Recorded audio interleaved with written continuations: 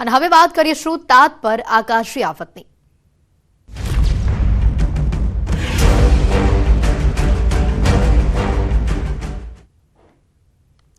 ગુજરાતમાં કમોસમી વરસાદની આગાહી કરવામાં આવી છે। આજે અમદાવાદમાં માવઠું આવી શકે છે।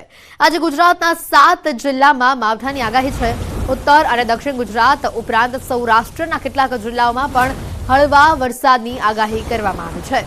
નર્મદા, તાપી, ડાંગ, નવસારી, વલસાડ, દીવ, દમણ અને દાદરાનગર હવેલી સાથે અમરેલી, જામનગર, સાબરકાંઠા, અરવલ્લી, મહીસાગર, દાહોદ, ગાંધીનગર, અમદાવાદ, બોટાદ, અમરેલી, ભાવનગર અને ગીર સોમનાથના જિલ્લાઓમાં હળવો વરસાદ આવી શકે છે।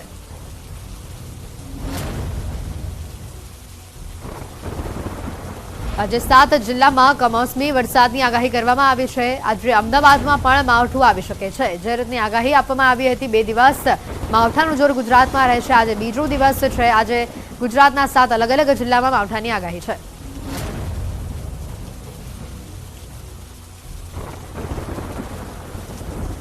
અને મેપના માધ્યમથી સમજવાનો પ્રયત્ન કરીશું કે કયા કયા વિસ્તારોમાં વરસાદનું માહોલ જે જોવા મળશે। કાલે માવઠાની ક્યાં આગાહી હતી જે આપણે બતાવી દઈએ। ભાવનગર, અમરેલી, નર્મદા, તાપી, નવસારી, ડાંગ, વલસાડ, દમણ અને દાદરાનગર હવેલી આ તમામ જિલ્લાઓમાં વરસાદની જે આગાહી છે, માવઠાની આગાહી છે તે કરવામાં આવી છે। 8 અને 9 તારીખ આ 2 દિવસ એવા હતા કે જ્યારે ચોક્કસથી કહી શકાય કે માવઠું રહેશે। જે અલગ અલગ 7 જિલ્લાઓની વાત કરી હતી। કાલે આ વિસ્તારોમાં માવઠાની આગાહી છે તો અમદાવાદ માટે પણ આગાહી કરાઈ છે। आज और कल बारिश होने के चांसेस हैं और ये जो रेन होगी वो लाइट रेन है आइसोलेटेड प्लेसेस पे। और जो ज़िले हैं जहाँ पे मतलब बारिश होने के चांसेस हैं वो ज़िले हैं आपके, जैसे गुजरात रीजन की बात करेंगे तो वलसाड़ है, नवसारी है, दादरा नगर हवेली है। और नॉर्थ गुजरात की बात करेंगे तो उसमें है अहमदाबाद, गांधीनगर, अरावली, साबरकांठा, महीसागर और दाहोद जिले। और सौराष्ट्र की बात करेंगे तो सौराष्ट्र ज़िले में बोटाड, भावनगर, अमरेली, गिर सोमनाथ और दीव है और कच्छ ड्राई रहेगा। और इसके अलावा डे 2 की बात करेंगे तो डे 2 में मतलब आइसोलेटेड प्लेसेस पे रेन होने के चांसेस है। और वो जो ज़िले हैं वो है वलसाड़, नवसारी, डांग, तापी और नर्मदा। और सौराष्ट्र रीजन की बात करेंगे तो सौराष्ट्र रीजन में जो ज़िले हैं जहाँ पे हल्के रेन होने के चांसेस है वो ज़िले हैं अमरेली और भावनगर। और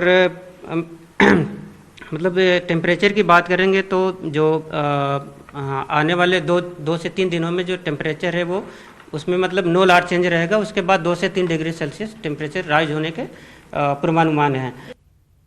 આવતીકાલથી વાઇબ્રન્ટ સમિટની શરૂઆત થવા જઈ રહી છે તે પહેલા આજનો દિવસ ઘણો જ મહત્વનો છે। આજે મહાત્મા મંદિર ખાતે ટૂંક જ સમયમાં ગણતરીની મિનિટોમાં પીએમ મોદી અહીંયા આવી પહોંચશે। વાઇબ્રન્ટ ગુજરાત ગ્લોબલ સમિટની તમામ તૈયારીઓને આખરી ઓપ આપવામાં આવ્યો છે। ત્યારે આજે 9:30 કલાકે તેઓ હાલ ચોક્કસ કહી શકાય મહાત્મા મંદિર ખાતે આવી પહોંચવાના છે।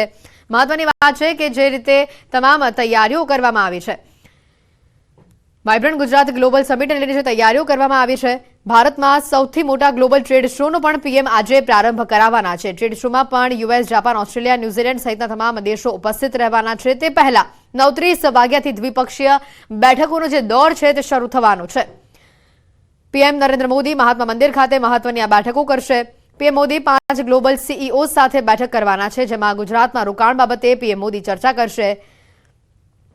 ત્યારે તિમોર લેસ્ટેના રાષ્ટ્રપતિ સાથે દ્વિપક્ષીય બેઠક કરશે, તેમજ મોઝામ્બિકના રાષ્ટ્રપતિ સાથે પણ પીએમ મોદી દ્વિપક્ષીય બેઠક કરવાના છે। એરપોર્ટ ખાતેના પણ દ્રશ્યો આપને બતાવી રહ્યા છે, જ્યાં મોટી સંખ્યામાં મહાનુભાવોનું આગમન થયું છે। સુરક્ષાનો પણ ચાંપતો બંદોબસ્ત ગોઠવી દેવામાં આવ્યો છે। સાથે જ મહાત્મા મંદિર ખાતે પણ તમામ તૈયારીઓ કરી દેવામાં આવી છે, કારણ કે ટૂંક જ સમયની અંદર પીએમ મોદી ત્યાં આવી પહોંચશે। વધુ વિગત મેળવીએ। પ્રણવ અમારી સાથે સંવાદદાતા ગાંધીનગરથી જોડાયેલા છે।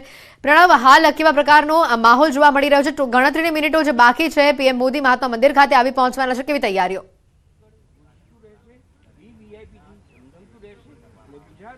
આ ચોક્કસ પ્રધાનમંત્રી નરેન્દ્ર મોદી થોડી મિનિટોની અંદર મહાત્મા મંદિર ખાતે પહોંચશે તેની પહેલા તમામ જે તૈયારીઓ છે સુરક્ષા બંદોબસ્ત ગોઠવી દેવામાં છું। દ્રશ્યો આપને બતાવીશ જે મહાત્મા મંદિરનો ગેટ નંબર 2 છે તેના હું આપણે લાઈવ દ્રશ્યો બતાવી રહ્યો છું આપણા દર્શકોને। થોડી મિનિટોમાં પ્રધાનમંત્રી નરેન્દ્ર મોદી અહીં પહોંચશે, તો સાથે જ આજની જે મહત્વની જે બેઠકો પ્રધાનમંત્રી નરેન્દ્ર મોદી કરવાના છે એ 2 મુખ્ય જે રાષ્ટ્રો છે તેના જે અધ્યક્ષો છે, એટલે જેના જે વડાઓ છે, પ્રેસિડેન્ટ છે, તેની સાથે તેઓ મુલાકાત કરશે। ત્યારબાદ તેઓ જે સીઈઓ છે, ગ્લોબલ સીઈઓ, તેની સાથે તેઓ મુલાકાત કરવાના છે। અને આપ જોઈ શકો છો કે કોન્વો છે 1 બાય 1 છે તે કોન્વો આવી રહ્યા છે. અલગ અલગ જે ગવર્નર હોય, મંત્રીઓ છે, 18 દેશના જે મંત્રીઓ ગવર્નરો છે તે પહોંચવાનું દ્રશ્ય આપણે બતાવી રહ્યું છે. આપ જોઈ શકો છો કે કોન્વો છે તે હાલ અહીં પહોંચ્યો છે. દ્રશ્યમાં જોવા મળી રહ્યું છે કે આપ કઈ રીતના બિલકુલ પ્રણવ, આપની પાસેથી સતત અપડેટ પણ લેતા રહીશું. ટૂંક જ સમયમાં પીએમ મોદી મહાત્મા મંદિર ખાતે આવી પહોંચશે. સમાચારોમાં હાલ રોકાઈશું એક બ્રેક માટે.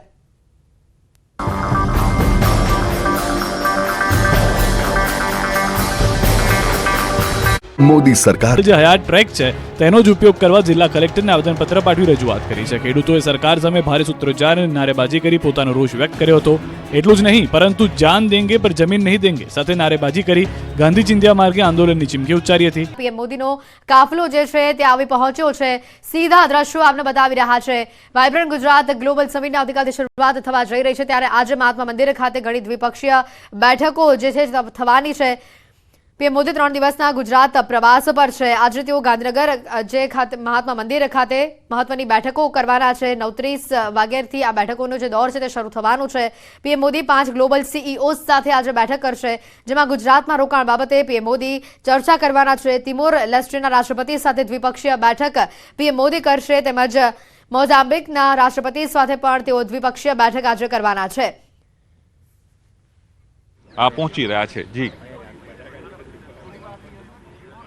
બિલકુલ પ્રણવ, હાલ કાફલો આવી પહોંચ્યો છે કે કયા પ્રકારનો માહોલ છે, કયા પ્રકારની તૈયારીઓ છે, સુરક્ષા બંદોબસ્ત કેવો છે?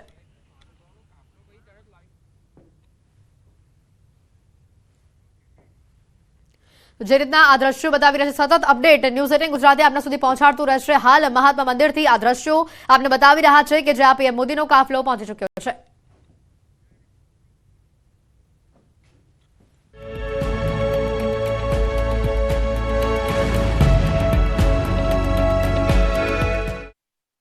अब स्वाद के साथ और ज्यादा बचत प्रस्तुत है स्पाइरन चटपटा फेस्टिवल ऑफर.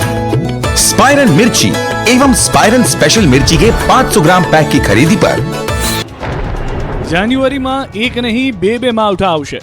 રાજ્યમાં 9મી અને 10મી જાન્યુઆરી સુધી માવઠું ત્રાટકી શકે છે. હજુ 2 દિવસ પોણા ગુજરાતને કમોસમી વરસાદ દમરોળી નાખશે. કડકડતી ઠંડી વચ્ચે સતત 2 દિવસ ગુજરાતમાં માવઠાની આગાહી હવામાન વિભાગે કરી છે. અમદાવાદ શહેરમાં પણ વાતાવરણમાં પલટો આવશે અને વરસાદી માહોલ જોવા મળી શકે છે. ત્યારે 9મી જાન્યુઆરીએ ક્યાં વરસાદ પડશે તેની વાત કરીએ તો સુરેન્દ્રનગર, બોટાદ, અમદાવાદ, ગાંધીનગર, અરવલ્લી, સાબરકાંઠા, તાપી, ડાંગ, નવસારી, વલસાડ, દમણ અને દાદરાનગર હવેલીમાં વરસાદ થઈ શકે છે. ફેબ્રુઆરીની શરૂઆતમાં પણ માવઠું આવશે. તો જાન્યુઆરી હજુ એક માવઠું જશે તે જાન્યુઆરીના અંતમાં ફરી ખેડૂતોના માથે માવઠાનું સંકટ ઘેરાશે. હવામાન નિષ્ણાંત અંબાલાલ પટેલે આગાહી કરી છે કે જાન્યુઆરીના અંતમાં આવશે વાતાવરણમાં પલટો. 20 થી 27મી વચ્ચે વાદળછાયું વાતાવરણ રહેવાની શક્યતા. ફેબ્રુઆરીની શરૂઆતમાં માવઠું આવશે. રાજ્યભરમાં કમોસમી વરસાદ પડી શકે. રાજસ્થાનના માઉન્ટ આબુમાં રેકોર્ડ બ્રેક ઠંડી પડતા આબુ જમ્મુ કાશ્મીર બની ગયું છે. માઉન્ટ આબુમાં શિયાળાની સિઝનમાં પહેલીવાર -5 ડિગ્રીએ પારો પહોંચી જતા આબુ થીજી ગયું હતું.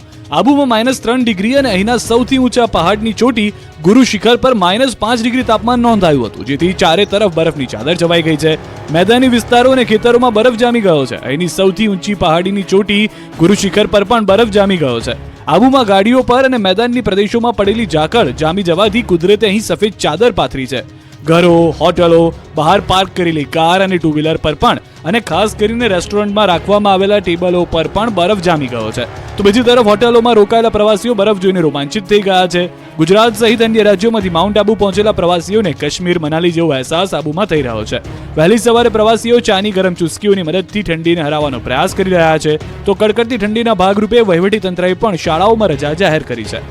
ઉત્તર ભારતમાં હિમવર્ષાના પગલે ગુજરાત પણ જમ્મુ કાશ્મીર બની ગયું છે. કોલ્ડ વેવના પગલે રાજ્યમાં ઠંડીએ પ્રભુત્વ જમાવ્યું. કોલ્ડ વેવ વચ્ચે લોકો ઘરેથી બહાર નીકળવાનું ટાળે છે. રાજ્યમાં મોટાભાગના શહેરોમાં તાપમાનનો પારો 14 ડિગ્રીની નીચે પહોંચી ગયો છે.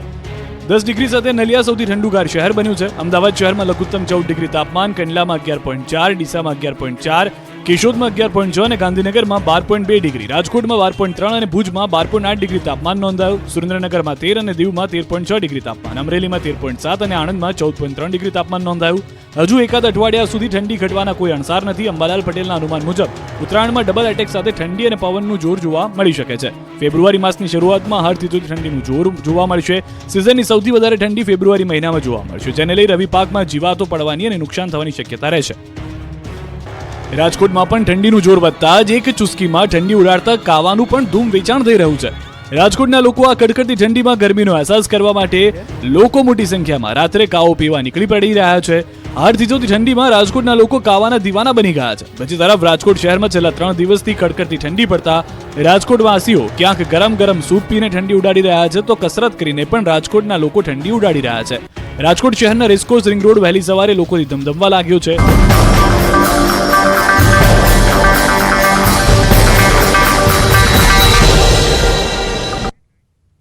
वसंत अवधि गरम मसाला, टेस्ट लाजवाब, खाए हर नवाब. વાઇબ્રન્ટ સમિટની 10મી આવૃત્તિનો ધમધમાટ. Gateway to the future theme પર યોજાશે વાઇબ્રન્ટ સમિટ. પ્રધાનમંત્રી મોદી આજે વિશ્વના નેતાઓ સાથે યોજશે બેઠક. ગ્લોબલ ટ્રેડ શોનું કરશે ઉદઘાટન. સાંજે પીએમનો ભવ્ય રોડ શો યોજાશે. હવામાન વિભાગની આગાહી. આગામી 24 કલાક કમોસમી વરસાદની આગાહી. 10 જાન્યુઆરીથી વાતાવરણ સૂકું રહેશે.